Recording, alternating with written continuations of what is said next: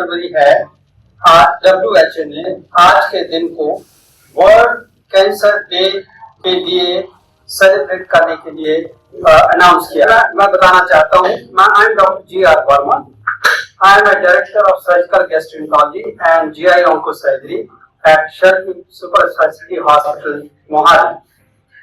साथियों, मैं सबसे पहले तो ये कहूँगा कि आपको ये कैंसर होता क्या है। ये कैंसर जो होता है, ये हमारी जो शरीर जो है बहुत ही छोटी छोटी कोशिकाओं से मिल करके बना होता है। जब ये कोशिकाएं इरेगुलर वे में अगर मल्टीप्लाई करके एक से ज्यादा और बहुत ज्यादा बनने लगती हैं, तो इनका एक मास बन जाता है जो कि अल्टीमेटली ट्यूमर में कन्वर्टेड हो जाता है और उसको हम कैंसर कहते हैं। हमारे शरीर में ये कोशिकाएं नॉर्मली मल्टीप्लाई करती हैं, लेकिन वो कंट्रोल के अंदर करती हैं।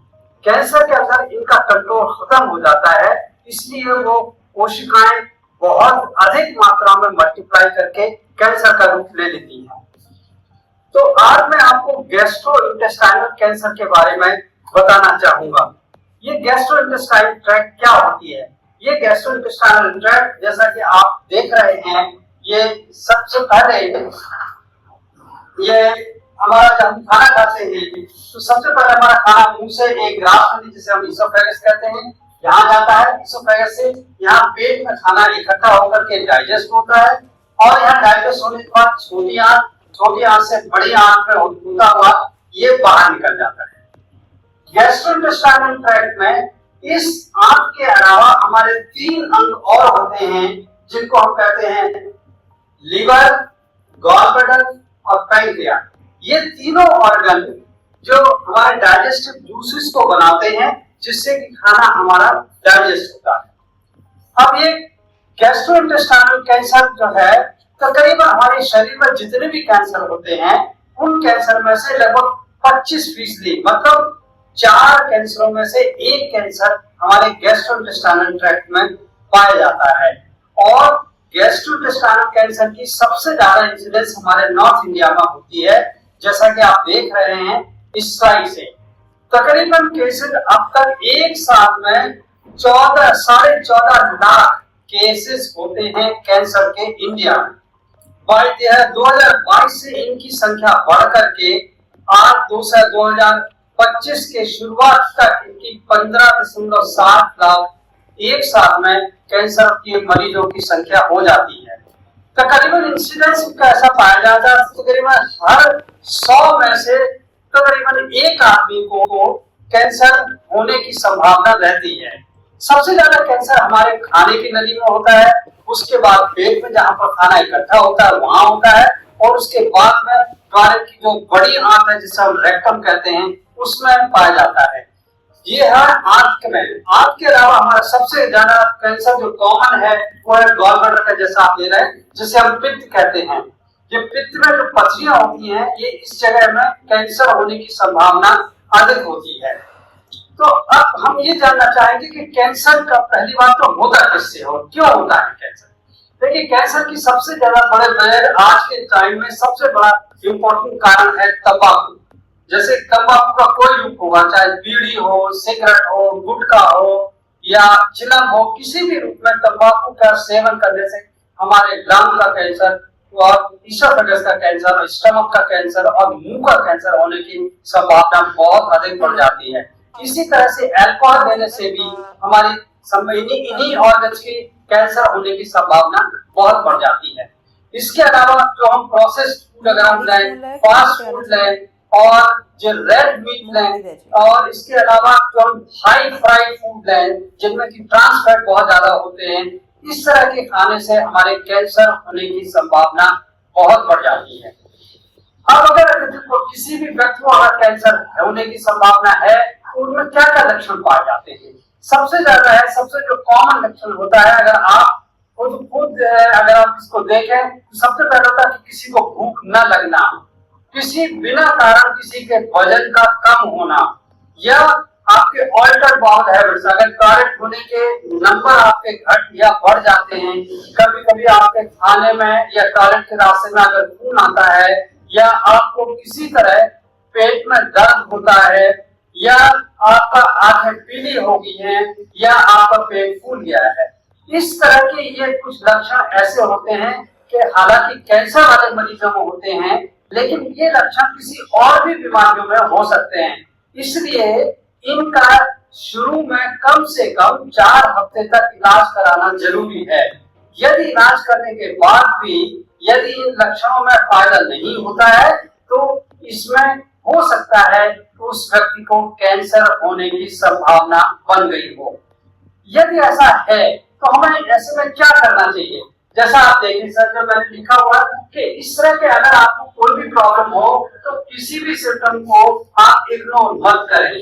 सबसे पहले है कि अगर 4 हफ्ते से प्रॉपर इलाज के अलावा 4 हफ्ते से ज्यादा अगर आपके सिम्टम्स बने रहते हैं तो उसकी संभावना हो सकती है।